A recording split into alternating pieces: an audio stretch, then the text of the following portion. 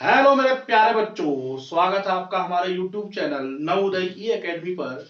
यहाँ पर मैं आपको क्लास 10th की मैथ्स करा रहा हूँ, जिसमें मैंने प्रश्नावली 8.2 का पहले पहले क्वेश्चन का दो पार्ट करा दिए थे। अभी मैं तीसरा पार्ट कराने जा रहा हूँ, जो इस प्रकार है। cos 45 degree upon sec 30 degree plus cosec 30 degree की वैल्यू कितनी होगी, यानी कि हमें इस क्वेश्चन में इसकी वैल्यू निकालनी है। तो हम क्या करेंगे, ट्रिग्नोमेट्रिक टेबल मैंने आपको बनाया है बोर्ड में, आप इसको देखिए।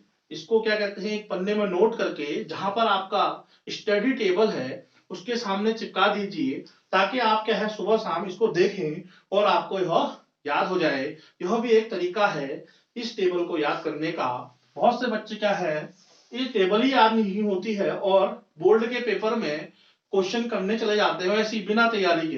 तो आप क्या है पहले तैयार रहिए। अगर आप पूरा तैयार है तो आप क्या है इन क्वेश्चनों को 2 मिनट में कर देंगे। देखिए इसमें क्या करेंगे हम, केवल हमने क्या करना है इस टाइप के क्वेश्चन में, इस टाइप के क्वेश्चन में बच्चों हमने क्या करना है, जो वैल्यू हमें पता है, यानी कि 30 45 या 60 डिग्री कहिए 90 डिग्री कहिए, जो भी वैल्यू आपको पता है, आप क्या है उसका मान डायरेक्ट इस फॉर्मूले में रख दीजिए। थोड़ा लाइट भी थोड़ा झिमझिम कर रही है, क्या कहें। ठीक, अब देखिए बात करूं cos 45 डिग्री की, तो cos 45 डिग्री की वैल्यू होती है 1/√2। ठीक है, आप टेबल में भी नजर मारिए, ये तो मुझे याद है। ठीक है, मुझे तो याद है और आपको मैंने याद करने की ट्रिक भी बताई है इसे। आप मेरा, अगर मैंने आपने ट्रिक नहीं देखी है तो आप ट्रिक भी देखिए। ठीक है, 1/√2 हो गया। sec 30 का वैल्यू हमारा क्या होता है, sec 30 का वैल्यू होता है हमारा कितना, बताइए। यहां टेबल में देखिए, टेबल में नजर मारिए, sec 30 की वैल्यू हमारी कितनी होती है, 2/√3। 2/√3। और cosec 30 डिग्री की वैल्यू क्या होती है, cosec 30 डिग्री की वैल्यू होती है हमारी 2 होती है। ठीक है, हमने क्या करा इसमें देखिए, हमने क्या करा, हमें cos 45 डिग्री की वैल्यू पता थी। देखिए cos 45 कहां है, यहाँ 45 डिग्री 1/√2। ठीक, और क्या कहते हैं हमें sec 30 डिग्री की वैल्यू, sec 30 डिग्री की वैल्यू क्या है, ये है 2/√3। ऐसे ही हमें cosec 30 डिग्री की वैल्यू है, cosec 30 डिग्री की वैल्यू क्या है हमारी 2 है। तो हमने क्या है मान रख दिया। अब बात करें इसके आगे की क्वेश्चन सॉल्व करने की। देखिए 1/√2 को तो हम ऐसे ही रखते हैं, सॉल्व कैसे करते हैं वो देखिए आप। ठीक, 1/√2 को हम ऐसे ही रखेंगे। देखिए जब भी आप इस टाइप के क्वेश्चन को सॉल्व करें ना, तो आप क्या करिए, ऊपर वाली संख्या तो हमारा क्या 1/√2 है, इसको हमें ज्यादा सॉल्व करने की जरूरत नहीं है। नीचे हमारा जरा कंफ्यूजन वाला है, इसको देख के आप कंफ्यूज आइए ना। देखिए 2/√3 एक अलग चीज है, 2 अलग चीज है। ठीक है, इन दोनों में क्या करना है, हमने एडिशन करना है। और जिस संख्या के नीचे कुछ नहीं होता है, उस संख्या के नीचे क्या होता है, 1 होता है। तो देखिए जब भी हम इस टाइप के फैक्टर वाले क्वेश्चन करते थे, तो वहां पर हम क्या करते थे, एलसीएम लिया करते थे बच्चों। तो यहां पर भी हम क्या लेंगे, एलसीएम लेंगे। तो यहां पर इसका एलसीएम क्या हो जाएगा, √3।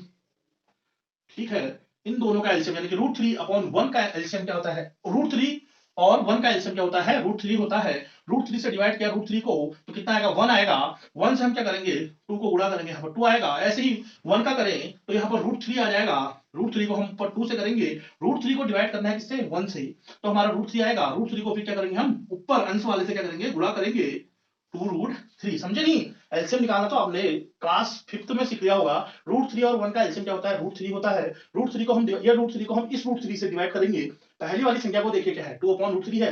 दूसरी वाली संख्या 2/1 है। तो पहली वाली संख्या में नीचे क्या है, √3 है। तो और हमारा एलसीएम जो है उससे भागा करते हैं, भागा देने के बाद जो भी आता है हमारा, देखिए √3 को हम इस √3 से भागा दें तो हमारा 1 आता है। जो भी हमारा बचा होता है तो हम पहले वाली संख्या के अंश से उसको गुणा कर देते हैं, यानी कि ऊपर वाले से गुणा कर देते हैं, तभी हमारे यहाँ पर 2 आया है। √3 को हम √3 में जब हम 1 का भागा देंगे, √3/1 हो जाएगा। तो √3/1 √3 होता है। और √3 को हम गुणा करेंगे तो क्या हो जाएगा, 2√3। याद रखिए a इंटू रूट बी है, a इंटू रूट, ये देखिए a इंटू रूट बी है, तो उसका आंसर क्या होगा, a√b होगा। अगर √a इंटू √b है, दोनों में डिफरेंस है, देखिए यहां भी रूट है यहां भी रूट है, तो उसका आंसर क्या होगा, √ab। अंदर वाली चीजें जो ये a है और b है वो आपस में गुणा हो जाएंगी। वहां आपस में गुणा तो होंगी, लेकिन हम उनको एकदम से गुणा नहीं करेंगे, a को बाहर रखेंगे, √b अलग रखेंगे। ठीक हो गया। देखिए इसके आगे अब हमें क्या करना है, ठीक है, इसके आगे देखिए यहाँ पर जगह नहीं है तो मैं इधर साइड को लिख रहा हूं। क्या करेंगे, देखिए मैंने आपको एक चीज बताई थी, जब भी आप क्या करें फैक्टर वाले क्वेश्चन करें, ये देखिए ये तो सबसे बड़ा वाला भागत है इसका, ऊपर क्या है एक फैक्टर है, नीचे क्या है दूसरा फैक्टर है, यानी कि ऊपर एक भिन्न है नीचे एक भिन्न है, यानी कि पी बाई क्यू के रूप का है, ऊपर नीचे भी एक पी बाई क्यू के रूप का है। अगर हम जब फैक्टर के नीचे फैक्टर आता है और जब हम उसका अपॉन करते हैं, बीच में क्या हमारा भागा का साइन है, तो हमारा क्या होता है फैक्टर का साइन चेंज हो जाता है, और जो फैक्टर के नीचे होती है संख्या, नीचे क्या है हमारा 2 प्लस 2√3 अपॉन √2, वह पलट जाती है और क्या होता है साइन चेंज हो जाता है। देखिए मेरा कहने का मतलब क्या है, जब मैं क्वेश्चन करूंगा आपको समझ में आएगा।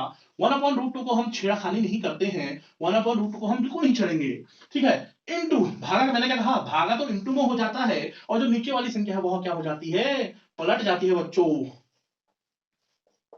देखिए समझ में आया इतना, 2 + 2√3। अब आगे देखिए,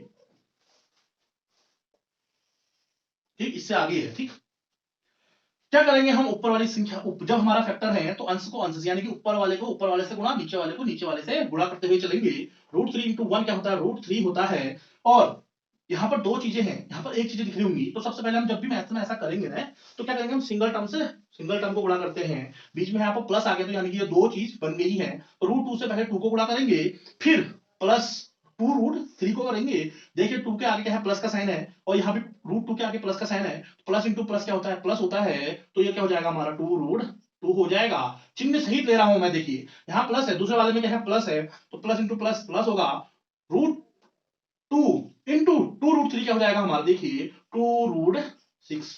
मैंने क्या कहा था आपको, √a इंटू √b हमारा क्या होता है √ab, तो क्या है ये देखिए √2 √3 क्या हो गया हमारा √6 हो गया, 2 ऐसा ही रहा। ठीक है, यहां तक समझ में आया आपको, यहां तक आप नोट कीजिए, फिर बढ़ते हैं हम आगे।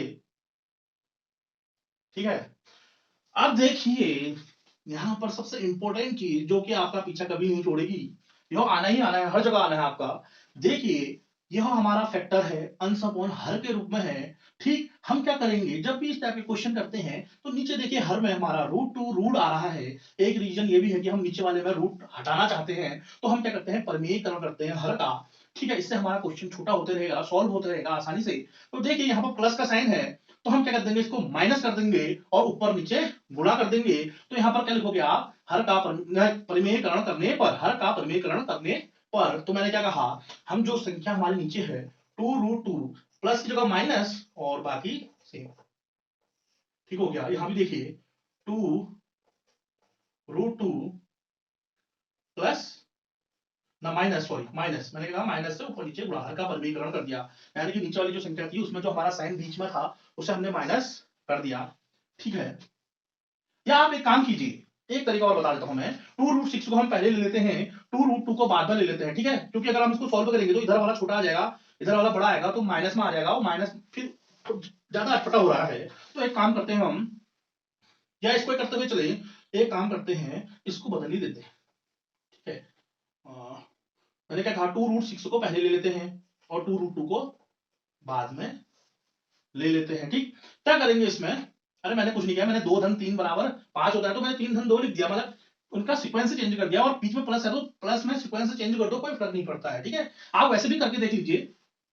ठीक, √3 अपॉन 2√6 प्लस 2√2, हर का परमेयकरण, हर का परमेयकरण में क्या करते हैं नीचे वाली संख्या का चिन्ह चेंज कर देते हैं जो बीच में होता है, और ऊपर नीचे गुणा कर देते हैं। यही तो किया मैंने, और कुछ थोड़ा किया है। देखिए समझ में आया, इतना समझ में आया तो आगे देखिए। ठीक, स्क्रीनशॉट लेते रहिए, बोर्ड में थोड़ा जगह की कमी है, ये टेबल में हटा दूं तो बच्चे कंफ्यूज जाएंगे सर ये वैल्यू कहां से आई, या हटाई दो अभी, चलो नहीं हटाते हैं, आगे क्वेश्चन में कहा आ जाएगा हमारा।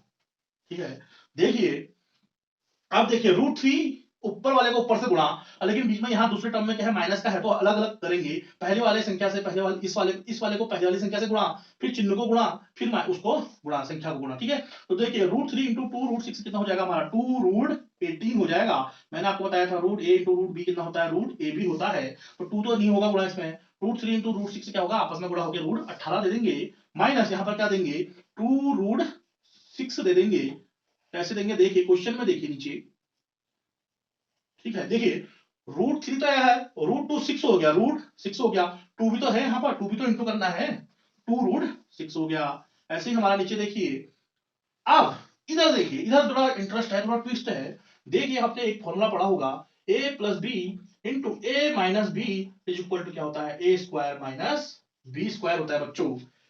a plus B into A minus B is equal to क्या होता है, A square minus B square. और हम यहाँ पर क्या रखे, a की जगह 2√6 है, तो 2√6 का स्क्वायर माइनस 2√2 का स्क्वायर।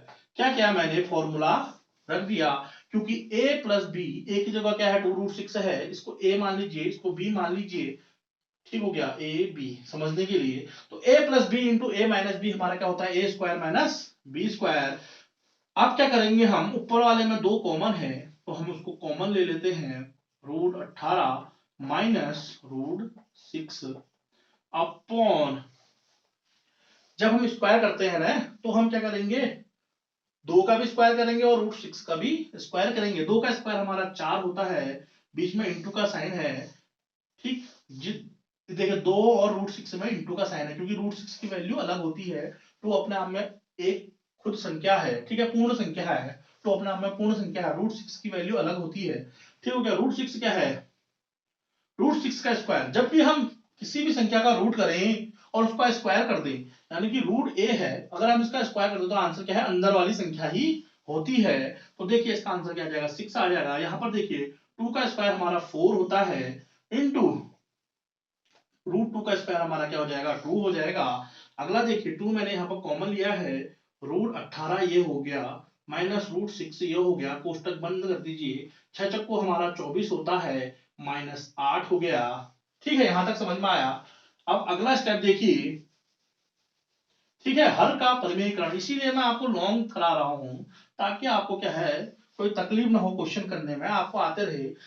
ये लंबा प्रोसेस इसलिए बता रहा हूं, ताकि आपका जो है दिमाग जो है ना, अभी तक जो बैठा था बिल्कुल, वो थोड़ा चलने लगे, ठीक है। नहीं तो मैं इसको शॉर्ट विधि से बताता, आप क्या है इसको रटते, समझ में कुछ आता नहीं, वहां पर मान लो ये क्वेश्चन आ गया, 3 नंबर का क्वेश्चन आ गया, मान लो आप क्या करेंगे, करने गए वहां भूल गए, ठीक है। जो भी आपको मैंने जो a plus B into A minus B का फॉर्मूला बनाया, उसको एक रफ कॉपी में लिखिए, ठीक है। देखिए 2 तो ऐसे ही रहेगा, नीचे क्या हो जाएगा, √18 ऊपर मतलब √6 अपॉन 18, 24 में से 8 गया, 24 में से 8 गया तो कितना होता है 18, 24 में से 8 गया तो 16 होता है, सॉरी 16 हो गया, ठीक। देखिए 24 में से 8 हटाइए, कितना होता है 16 होता है, ठीक। अब देखिए 2 से 16 को काटिए तो कितने बार कटेगा, 8 बार कटेगा, 2 एक कम 2 और 2 ठे 16, तो 1 से किसी को भी गुणा कर दो तो वही होगा, √18 माइनस √6 अपॉन 8, क्योंकि यहां पर हमने काट दिया है, ठीक हो गया। अब देखिए √18 को हम क्या लिख सकते हैं, यहां देखिए √18 को हम क्या लिख सकते हैं, √18 है, तो √18 को हम क्या लिख सकते हैं, 3 इंटू 3 इंटू 2। जब हमें कोई भी संख्या रूट में दी है, अगर हमें उसका स्क्वायर निकालना है, तो क्या करेंगे हम, √18 को गुणनखंड में करेंगे, गुणनखंड करेंगे √18 का, और जो कॉमन वाला फैक्टर होगा उसे हम बाहर लाएंगे। जब मैं इसमें कॉमन दो दो चीज कॉमन होगी, जो दो चीज का कॉमन है, 3 इंटू 3 है, तो यह सिंगल टर्मों में आ जाएगा, और अंदर वाली चीज वैसे ही होगी, तो इसका वैल्यू क्या होगा, 3√2 हो जाएगा, माइनस √6 का गुणनखंड आप करते हैं, तो √6 का क्या होता है, √2 इंटू 3 होता है। इन दोनों में क्या है, कोई भी चीज 2 बार रिपीट नहीं हुई है, तो यह ऐसे ही रह जाएगा, अपॉन 8। यही आपका क्या है, आंसर है मेरे बच्चों, ठीक है। यहां तक देखिए, स्क्रीनशॉट ले लीजिए, बढ़ते हम अपने अगले क्वेश्चन को, ठीक।